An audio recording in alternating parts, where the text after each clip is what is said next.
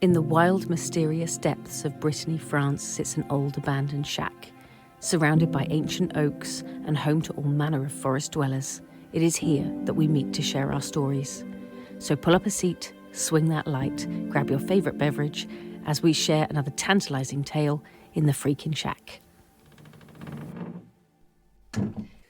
Hello, everybody. It's been so long since we've recorded. It's been ages and ages. Welcome to the shack. I'm really out of practice. I'm sorry. I think we both are. Yeah, I'm out of practice because I feel like it's been ages since we've sat and done this. Because we bulk recorded because we didn't know what was going to happen. Yes. So it feels weird. Anyway, we're on it. We'll get back into the swing. No problem whatsoever. Yeah, it'll be great. I think we are nothing if not up to a challenge. We're always up for a challenge. Anywho, we're doing mystical creatures and stuffs. We are. And I found some interesting... Can I just say before we start? Go on. Steph has a cup of tea. I do. I'm terrified. It's way over there. Do not knock it. Do not move any lights. No. No swinging. No. Okay. We can swing a one mild light, swing. but it's right by your head. Okay, well, is that just so that it knocks me out? And then you can just record it without me. Yeah, it's out the way. You don't have to move very far. Honestly, what a nightmare that episode was. Anyway, I will say that I listened back to it when I was in the car and I had to pull over because I was laughing so hard I couldn't see. I was crying. I was listening to it when I went to sleep or going to sleep, and I put it on and I thought, oh, I know it because I've edited it so many times. So I knew it very well. And I put it on, and of course it got to the bit where you spilt the tea, and, and that was it. I was laying in bed, I was chuckling away. I was like, oh my God. Abort. There's no way I'm going to sleep at the minute. I'm in hysterics. If you have no idea what we're talking about, go back and listen to the episode of... It's the St. Christopher one. It's the St. Christopher. It's the mishaps and whatever. It was one of the last. It was the last one of the travel series, and it was about St. Christopher, but it was mishaps and something or other. Mayhem, mayhem and mishaps, or mishaps and mayhem, something like that. Yeah, something like that. Anyway, it was the last episode of the travel one, and it was where we talked about St. Christopher, and it was just a nightmare. Anywho, we're off of that, and we're on to other troublesome things. Creatures. Yes, troublesome creatures. Some of them are troublesome, and some of them are. Some of them are nice, but only if you're nice to them. And I think we kind of did a little bit of that with brownies last Yes, we did. time. And it was, by the way, I did put a link in for the little story, and it was the little creatures called I think it's called the knee. Oh, yeah. Are we the knights that say? Knee? Yeah. I said that when I was doing the story at the beginning. No, they're very much like the little creatures that help Father Christmas. So got the little red hats and the little beards and stuff like that. That's what they look like. Okay. But they help homesteads and farms, and I see. Yes, I remember. Bring good luck to the farm, and they look after them by giving them porridge and milk and things like that. Cool. So, if you're nice to them, they continue to be. Absolutely, yeah. If you look after them, they look after your farm. Hmm. So they were very similar to the brownies sort of thing, but they looked after outside. They lived in the barns outside. Oh, I see. I needed one of those just the other day because my neighbour's got goats, and one of them she was rescued from quite a nasty situation, I think. And she'd recently had kids, but had lost her kids, or she didn't come with the kids. So it was a bit strange. And she needed to be milked. You slurping? I slurped then, yes. She needed to be milked. So my neighbour asked if I could go over and give her a hand because she wasn't used to the milking stand that they got to sit on. Oh, right, yeah. And there's like a bucket or like a trough. So if they put their head through the thing and then they can eat whilst they're being milked. But if you just put the grain in the trough, she's literally hoovered it up in like 3.5 seconds. And my neighbour just didn't have enough time. So I was having to sort of drip feed the grain and keep this goat entertained while she was being milked. Did you sing and dance? Yeah, song and dance routine in the barn. That's barn dancing. There you go. Oh dear. But actually, she's a very lovely goat, so it wasn't too much trouble. She's just not used to it, you know. But anywho, that was fun. I don't normally do goats, so that was an experience for me. But anyway, back to our topic, because we've got quite a lot to get through. Well, we've talked about goats now. Goats, there's probably more on the mystical element of goats, but we're not covering goats today. Don't they say the devil's supposed to look a bit like a goat? There is a certain type of goat which, in the look of this goat, I can believe that Satan lives there. Well, Krampus is supposed to look like a bit like a goat. Exactly. And it's and you know what? I think I actually knew this at some point, but I can't remember what the details of it was. But yes, there is a whole link with bad things and cloven feet, and horns and goat-like things being somehow sort of linked with evil, and you know. And I think it's a bit mean, really, because I can say these goats that I was with were lovely. Some are very cute. Yeah, they're absolutely adorable. Although I did know friends of ours who look after, they have goats and sheep, and they had an evil goat. It was a he goat. It absolutely smelt to high heaven. Oh, well, they do smell. Yeah. And nearly broke his leg because it just, every time he went into the field, it would charge him. Oh, my goodness. See, my neighbour's goats, including the male, who I think is called Gireg, and he is absolutely gorgeous. And all he wants you to do is scratch between his horns. And if you do that, he will love you from now till forever. Yeah, he's such an adorable goat. And he's kind of a bit dog-like. He just comes up and leans. And he's adorable. Anyway, we love that. That's very sweet. But that's not what we're supposed to be talking about. It's not what we're supposed to be talking about. I can't help it. It is getting late and I'm tired and I'm thinking of lovely things. Like friendly goats. Yes. Anyway, we're talking about Spriggans. Oh, sorry, Spriggans. Spriggans. It's spelt Spriggans, but they are definitely Spriggans, apparently. Oh, right. Okay. I feel like there should be a DG in there, but as the dyslexic wonder that I am, I'm not saying a word. A DG, not a DJ. Yeah. It's a double G, actually, when it's spelled. But anyway, Spriggans. Anywho's. Spriggans is the name given to a family of fairies in Cornish folklore. Have you ever heard of them? I have. Oh, that's kind of cool. I wasn't sure if I was going to be telling you something you didn't know. Apparently closely related to pixies, although generally believed to be darker and more dangerous than their mischievous cousins, if you like. Yeah. But it's not piskies it's not pixies in Cornwall. It's Sorry, piskies. I have actually written piskies. Yeah. Yeah. And they are quite mischievous. Yes. And can be a little naughty. Yeah. These guys, I'll speak properly in a minute.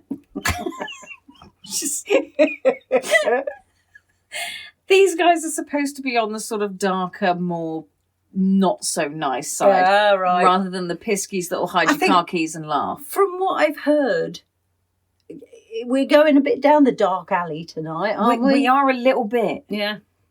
So hold on to your hats, guys. Yeah. We're going down the dark alley. Nocturne alley, is it? A bit, yeah. A bit of that going on. However, right, okay, so Spriggans are particularly associated with... They are particularly associated with West Penwith in Cornwall. West Penwith. Yeah. But trying to say that was just... I'll say it. I'm just going to fall over all of my words today. It's an area in Cornwall called a West Penwith. Yes. Yes, it is. They are often depicted as grotesquely ugly, wizened old men. I don't know what a wizened old man is. It's just sort of like that. It's very difficult. We really need to film this. I just screwed up my face and my hands. It's just like she put her hands up to her face like some kind of gerbil and screwed her face up. I like it. It was a great image. Thanks. That helps. I'll try and take a photo of myself later and put it on. Oh dear. Anywho, these ensuite, these Spridgens are often depicted as grotesquely ugly, wizened old men with large, childlike heads. It just sounds horrible to me. They are said to be found at old ruins somewhere else, which I can't read. Corins? I don't know. And burrows guarding buried treasure. I'll come back to that in a minute and figure out what on earth I wrote Not there. caves? No. No. Show me. Corins. Does look like Corins, doesn't It it? does look like Corins, but what Corins are, I don't know. I was just about to say that. I'm not sure I'd have written that because I don't really know what that is. So I'm not sure. Anyway, but they can be at the entrances of burrows where they guard treasure. Is that like the Weasley Burrow? Didn't they have gnomes?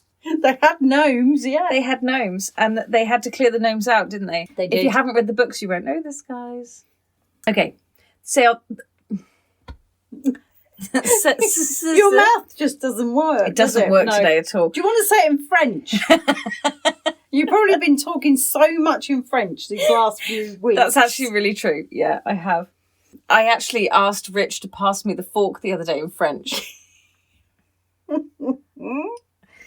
Oh dear. They are said to be the ghosts of giants wow. that retain their gigantic strength. And in one story by Robert Hunt, they showed the ability to swell to enormous size. Hunt associated these spirits with the hill fort known as Tracrom Hill in Cornwall. Oh, right, yeah. But so they're supposed to be like giant strength shrunk down into this Into little like small creature. bodies. Yeah. Yeah. So, yeah, anyway. They are notoriously unpleasant, apparently. They delighted in working mischief against those who offend them, trespassing or interrupting, or generally existing in their vicinity.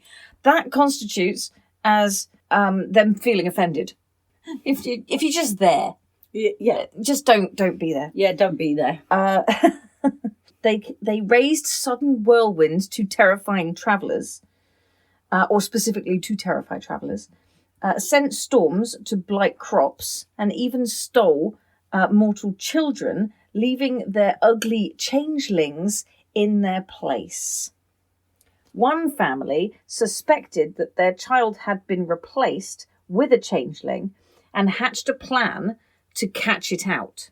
They brewed tea in an eggshell, and when the creature couldn't contain its amazement, having never seen something like that before, they grabbed the creature and insisted that they told them where their child had been taken. Another lady got the better of a band of Spridgens by turning her clothing inside out, which is as effective as holy water, an ironstone, or anything magnetic to gain their loot. So the woman actually managed to get the treasure off of these creatures. Wow. And she had apparently got a load of them, but if you turn your clothes inside out, it confuses them somehow. I don't know how that works, but it's interesting. It's interesting. It's worth a try. There's a whole thing, yeah, and there's a You'll whole meet thing one. about ironstone or iron filings or any kind of anything magnetic, which apparently messes with them. Can you hear that ticking? It's my watch. I can't hear it ticking. It is ticking. Is it? Yes. I'm going to stuff it down there. Remind me I've put it behind my cushion because I'll be looking for it tomorrow. Anywho, okay. So that's the whole thing. And the changelings apparently is supposed to look exactly like the children, but they're just Weird. There's something weird about them, yeah. Could you imagine? No, don't think so. Anyway, so that is Spriggans, yes. So I really struggle getting into my head that it's a Spriggan when I'm looking at The word which which says Spriggan. Spriggan, yeah.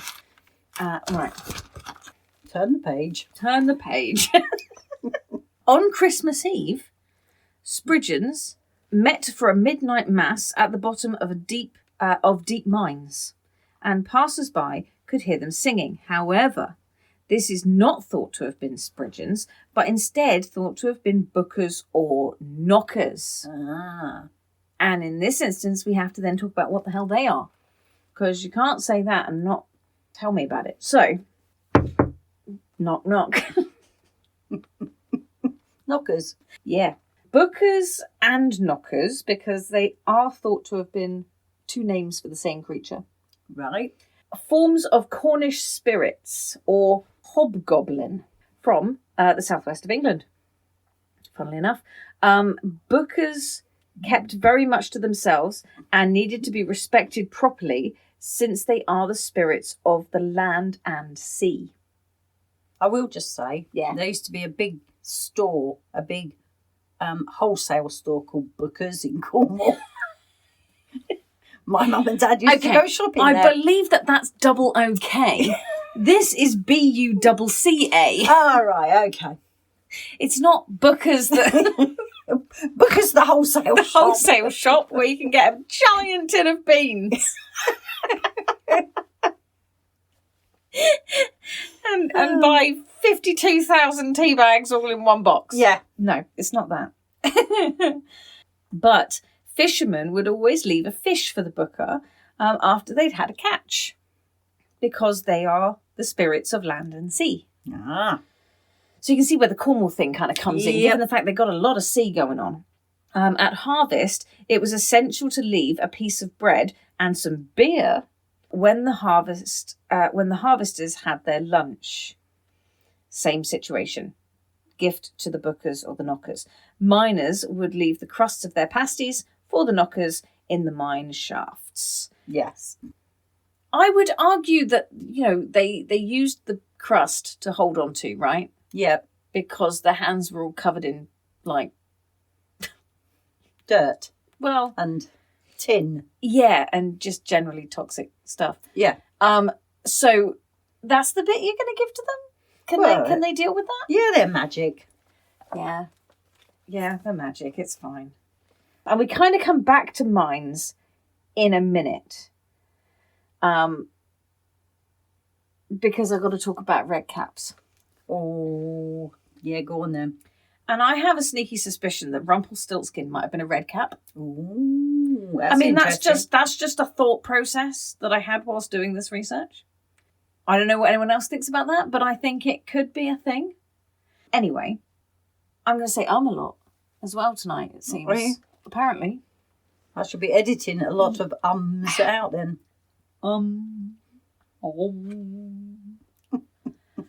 The redcap is a type of malevolent, murderous goblin Ooh. found in folklore of the Anglo-Scottish borders. And I think this one is specific to the Borders region. It's said to inhabit ruined castles, especially those that were scenes of tyranny or wicked deeds. Oh, yikes. Now, I've got a very special art challenge for our listeners. An art challenge? It's an art challenge.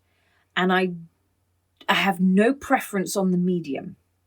So if somebody is like a clay artist, or if they like to draw or paint, or don't care, but someone has to have a crack at making some kind of artwork of this description. Okay. Okay, because we have a description here of the Redcaps. They are depicted as a short, thick-set old elf with long, prominent teeth, skinny fingers armed with talons like eagles, large eyes of a fiery red colour, gristly hair, Ooh. streaming down his back. Oh, sorry, down his shoulders and back. Iron boots, a pike staff in his left hand for hunting travellers, and a red cap on his head. Goodness gracious. This links in with our travellers thing as well. It does, doesn't I it? know, because I saw this and I was like, That's a bit scary. well, we need St. Christopher now because we're being hunted by redcaps. Yeah. Okay. I was a red cap. That was a very different kind of red cap. Yeah, people used to say we were evil. Hey, that's a very good point. Yeah. I'll ask that question later because I'm not going to give it away as to why your cap was red. So these red caps, maybe yours as well, are unaffected by human strength, but can be driven away by words of scripture. Just for the record, so am I. Or by the brandishing of a crucifix, which causes him to utter a dismal yell and vanish in flames, leaving behind a large tooth. Why? Well, What? Why? I have no idea. That is just what happens, apparently. for the tooth fairy, I expect. For the tooth fairy, yeah. How bizarre. That was really strange. Yeah, it was really, really strange. If travellers take refuge in his lair, I'm assuming by accident, he flings huge rocks at them. If he kills them, he soaks his cap in their blood, giving it a crimson hue. Nice. Yeah. Redcaps must kill on a regular basis so that the blood on his hat does not dry out. That grimace says it all. Yeah. Yeah. Ooh. Yeah. That gap there was just me grimacing. Just ooh. Yeah. It doesn't work very well for audio, does it? Not really. A grimace. A grimace, no. This is so I've got to tell you the story of Robin Redcap, who might also have been known as Redcap Sly. I don't know. It may not be the same character, same name, but I found this particular story and it was called Robin Redcap. But my other half says he heard the same story as Redcap Sly. So I don't know if they are the same person or the same Redcap, or if they're different and just the story's been twisted. I don't know. And there are so many different versions of this story. So I'm just going to give you one of them, okay? If you want to go away and research it yourself and look at the other variations of this story, please do, because it was brilliant. Anyway, so according to local legends, Robin Redcap, along with his master, William de Solis, I think that's how you say it, were responsible for all manner of depravity and became very dangerous to the locals. He was a very powerful person, apparently. Mm-hmm. Up in, Leave the light alone. I didn't mean to smack the light. The light was obviously swinging by itself then. Go on. Ah, dear. Anyway, they became very dangerous to the locals. William boasted that no weapon could harm him as he was under the protection of Robin Redcap, who had said to him, "No weapon forged will harm you. No rope can bind you but a rope woven from sand." Okay, then. However, and I love this because it's set in Scotland, obviously. 4 locals arrived unarmed and beat Solis to unconsciousness. No weapons, not needed. No, all we need is 4 Scotsmen. It's fine. It's fine. Without the ability to utter orders to his Redcap, Redcap Sly was unable to render any assistance because he's unconscious. So he couldn't do anything. They are said to have wrapped him in a lead sheet and thrown him into a glowing hot brass cauldron, melting the lead and William de Solis. Nice. They didn't like him. No, they obviously did not. Turn the page. Turn the page. So yeah, it didn't go so well for him. And I think, it was kind of that thing of when, you remember in Harry Potter when the brother got the Elder Wand, Yes. and he went down the pub and went, look what I've got, no one can beat me, and then some guy went and, did him in and took it. Yeah. While he was asleep. Yeah, because you're shouting about it. Yeah. Yeah, shut up. Yeah. Best thing you can do. Just shut up. Yeah. I think William would have. Don't get too boastful. Yeah. I think we've got another story a bit later on about somebody who gets a bit too clever for his own boots. Bit too big for his own boots, you mean? Yeah, no, he tries to have one over on one of the gods. Oh, definitely too big for Doesn't his boots. work out. Yeah. Not smart. Anyway, going from... we're still on the borders. We're still on the borders for this one. And then we kind of link up back with the mines again. So, Bluecaps. Ah, okay. Okay, we're on to Bluecaps. And Bluecaps are mystical fairies or ghosts, mostly associated with the Anglo-Scottish borders. They inhabit mines and appear as a small blue flame. Oh. Now, we may have seen these before in the movie of Brave. Oh. Because that was a little blue flame, wasn't it? This is my blue flame.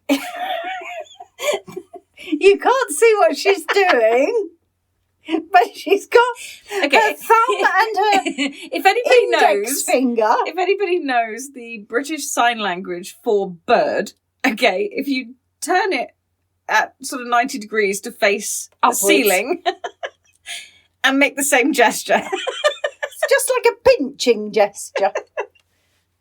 But that's Stephanie's blue flame. Blue flame. You know who else could do a little blue flame? What's that? Hermione. She used to do the that's little true. flame, to make the fire to keep them warm. Yes. I think that was a blue flame, Was wasn't it? I don't know. I don't know. There used to be a little blue flame. You used to sell your gas. Oh, yeah, When they you- just love being in control. Yeah. I think it's a British gas one, I wasn't think it? it was, yeah. I used to have a little, blue flame that came on with a That's little right. face. Yeah.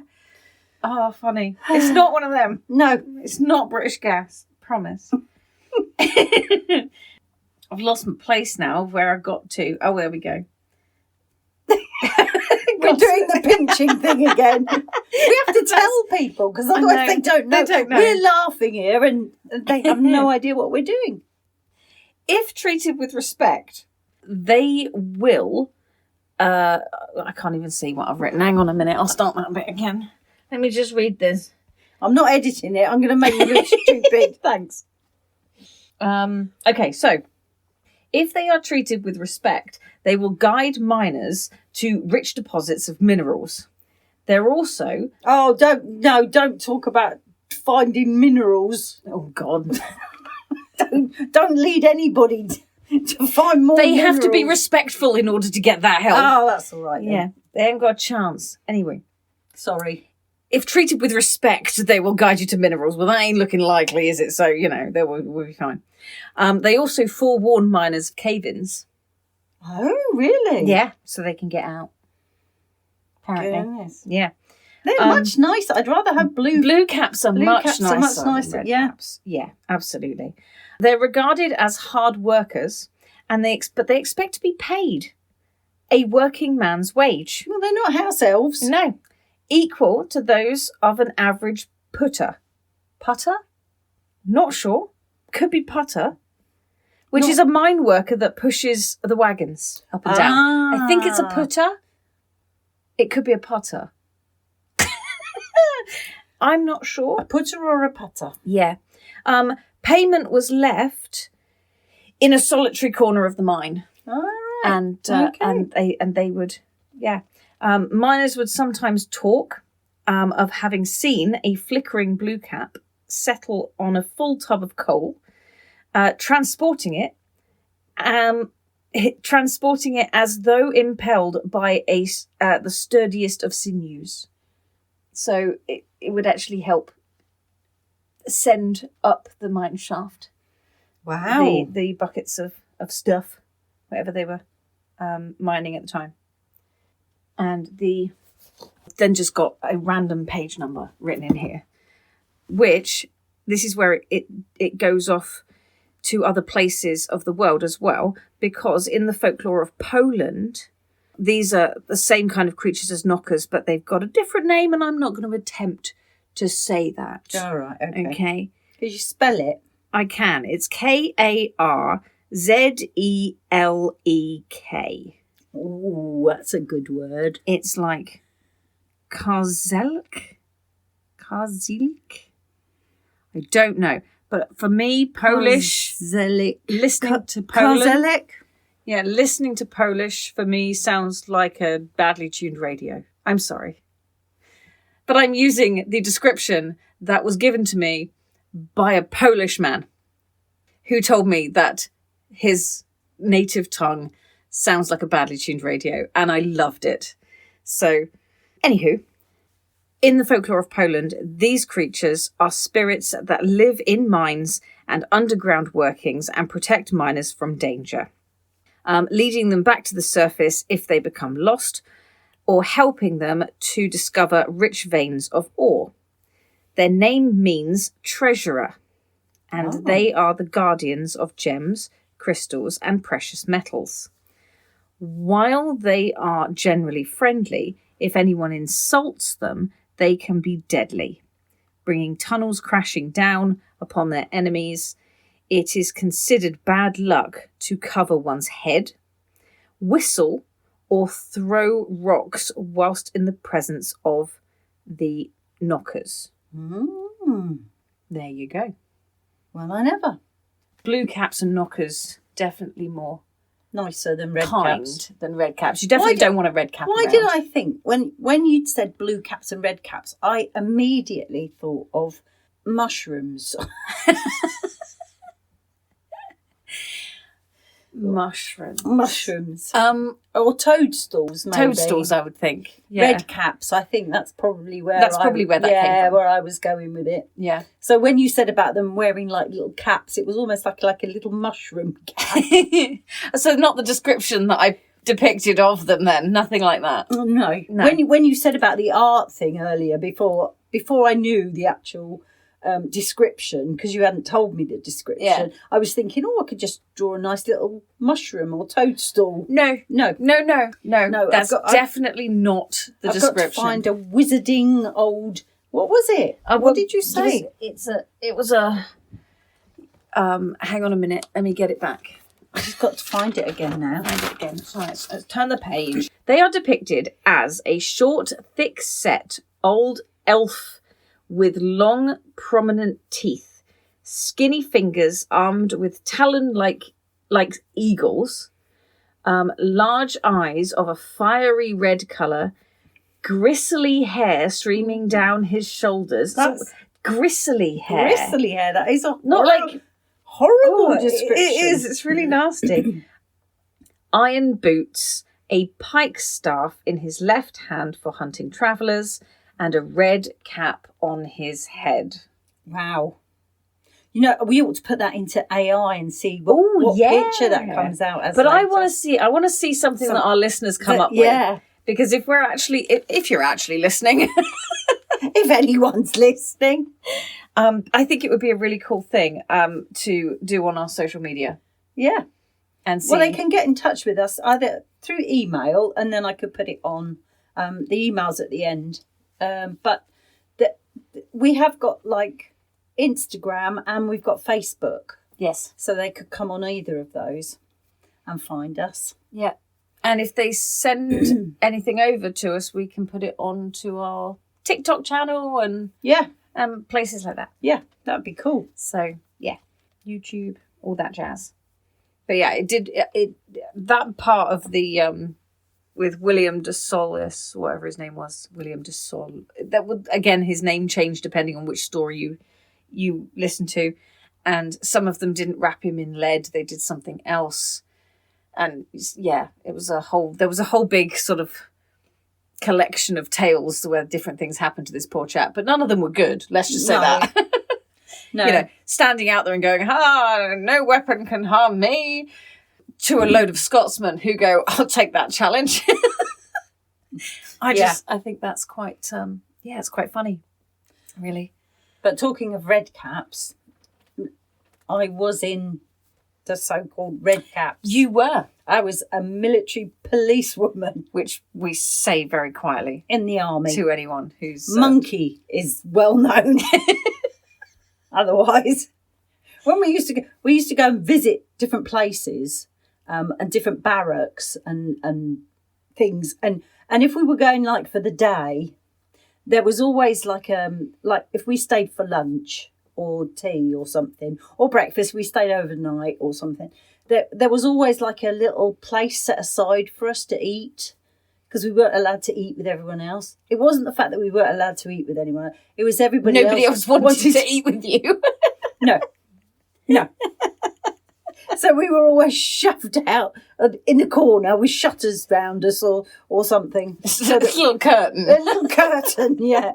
Yeah, so we didn't eat with them. Yeah, you could argue, well, it was just because you were obviously too important and had to have your own. Well, that's exactly what we used to say, but we knew exactly what it was. It's like no one likes you. No one likes us. No, no one wants to eat with us.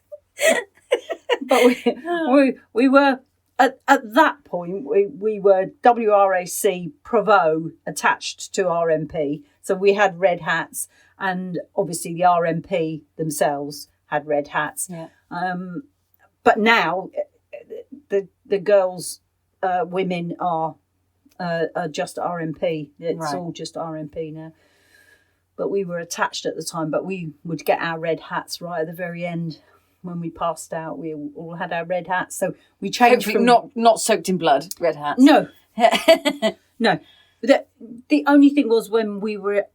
in Northern Ireland, that was great fun, because you kind of stood out a bit. We did sort of stand out quite a lot. Yeah. Especially when I turned up in a helicopter once going on a search, and I had to jump out of the helicopter and run because we didn't know who was outside of the helicopter in the middle of a field. Great. And I was told... You're just this big red hat running along. I'm just a big red hat. Everyone else is dressed in green and combats. Wow. So they can all hide in the grass. Brilliant. I have got a bright red hat. I'm sorry, I think I'd have just taken it off. I did. I think it'd be under my armpit. Yeah, it got shoved under my flak jacket. Yeah, straight in your jacket, yeah. Yeah, apparently they don't wear them now. Funny that. Yeah. But at the time, yeah. And then I ran through a field and I had... all the guys were all dressed in their combat gear with boots and everything. And I had a skirt. They really did you dirty, didn't they? Tights. Of course. Yeah. And court shoes. Wonderful. Yeah. Perfect for running through a field. Perfect. Until I got to the bit that was just completely filled with cow poo. Lovely. And it was about a foot deep.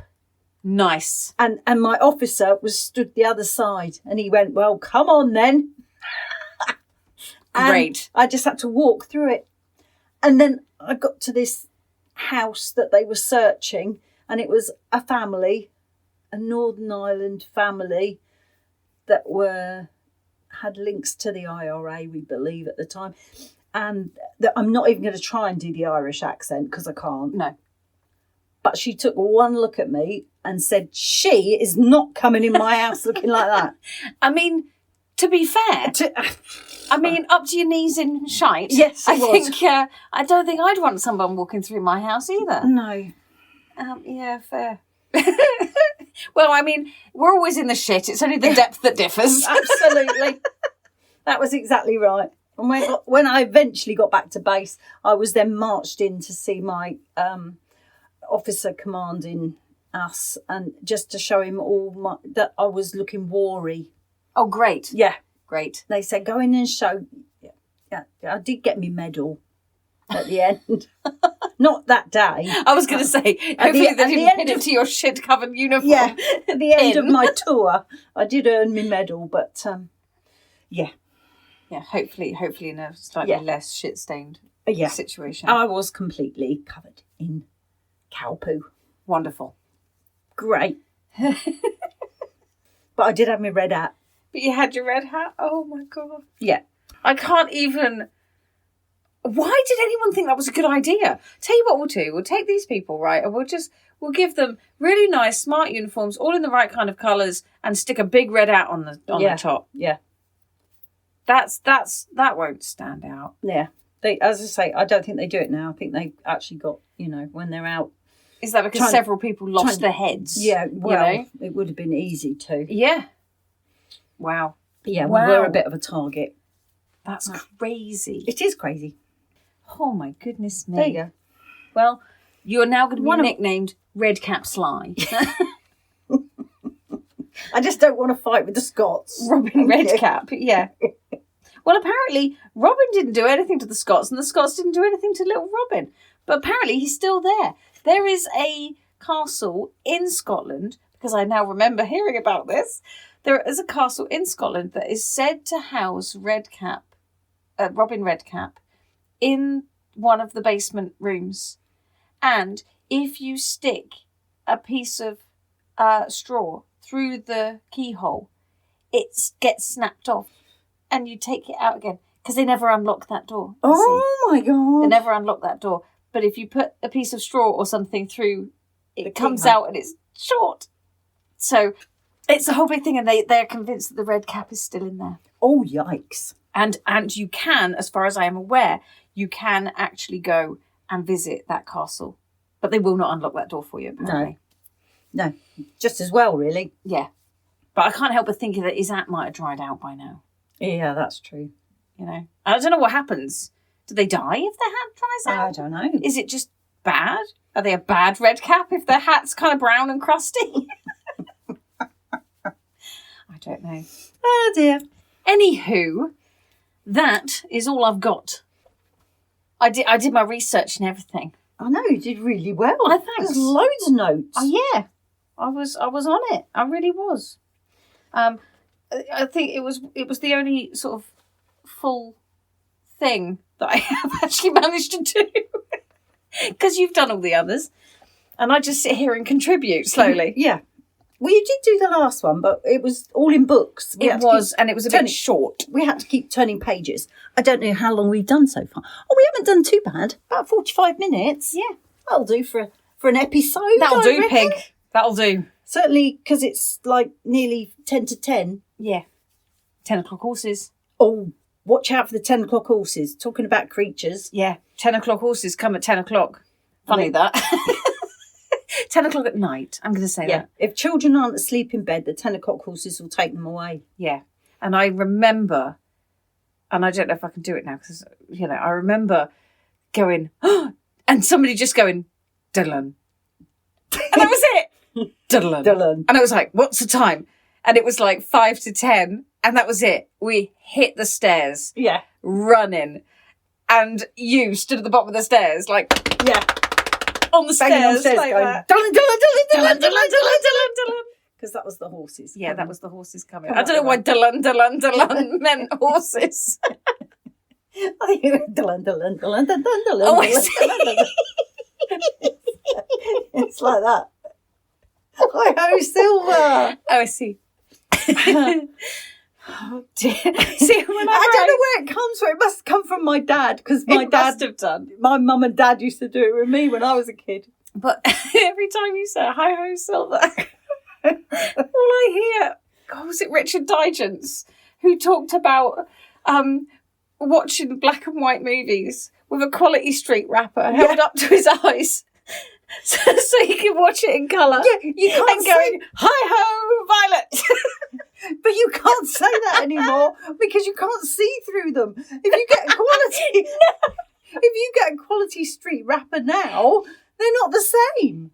Are they not? No, they're not made out of the plastic that we used to have, like the cellophane. Oh, because we used to look through the different colours, and if you looked at it. If you got the different colours and you looked at it onto a black and white TV, you'd have to have colour on the TV. Yeah.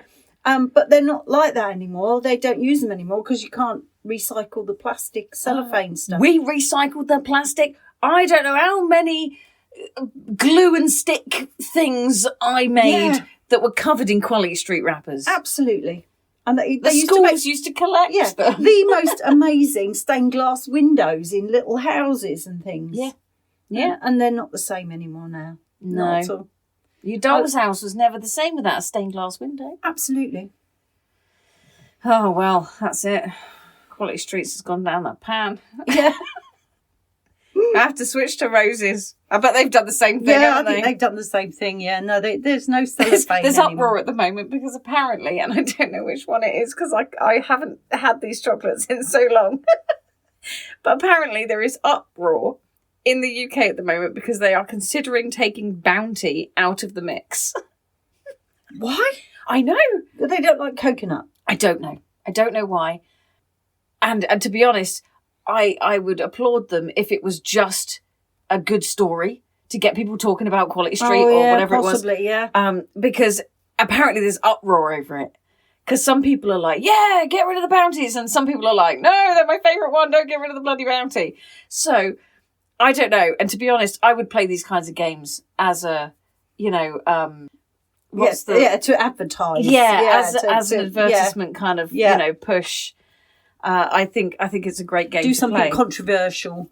Yeah. And make everyone talk about it. Yeah, exactly. And then not just do get it people anyway. talking and not really bother anyway. Yeah. Yeah, just use it as an opportunity to find out what people's favourite ones are. Yeah. But yeah, a bit of controversy. Anywho. Anyway. We didn't swing that light. We did. Well, that's only because it would smack me in the head if we did. It did sort of swing itself, didn't it? And it Did a bit. nearly knocked you out. I can see it falling off of there and just like donk. Yeah. And it would be like something out of a Pirates of the Caribbean movie or Yeah. something. Get knocked out by the swinging light. Hey ho. Hey ho. Well, I hope you've had fun with us, listeners. Yeah. With those red caps. Yeah. And I suppose we will see you again next week. We will. We're hoping for a weekly, yes? Yes. Next week. Yeah.